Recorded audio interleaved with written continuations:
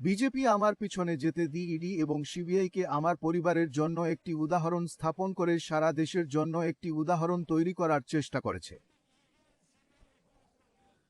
Sir, কিন্তু জনগণ কি করেছে? দেশ মে জনতা মালিক হ্যায়, কোই নেতা মালিক নেহি হ্যায়।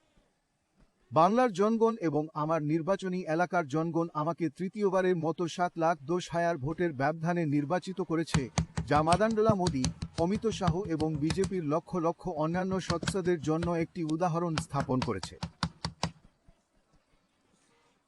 এটা জনগণের শক্তি। স্যার, যদি আমাকে ঝুঁকতে হয় তবে আমি জনগণের শক্তির সামনে ঝুঁক। ক্ষমতাসীনদের সামনে মাথা নত করব না। দাবভাস শক্তি দ্বারা চালিত। জনাব, ভারতের জাতীয় ঋণের পরিমাণ আজ অবাক করা 169 লক্ষ কোটি টাকা। দাবভাস দ্বারা চালিত। বাংলাকে 6 লক্ষ কোটি টাকার ঋণ নিয়ে উপহাস করার আগে বলতে চাই, এই বাজেটটি প্রধানত বাংলার বিরোধী এবং জনবিরোধী অন্ধ্রপ্রদেশের 3টি সংসদ সদস্যের তুলনায় রাজাটি বিজেপির 12 জন সাংসদ নির্বাচিত করেছে, তবে আপনার সাহস এবং সাহস উপেক্ষা করার সাহস রয়েছে।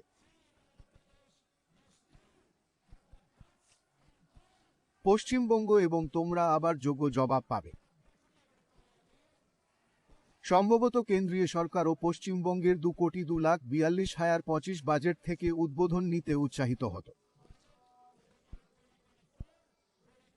আমাদের বাজেটটি সমবেত পদক্ষেপ নেওয়ার জন্য উল্লেখযোগ্য ছিল, নতুন প্রকল্পগুলি পরিচালনা করেছে এবং বিদ্যমান প্রকল্পগুলির প্রচারণা বাড়ানো হচ্ছে।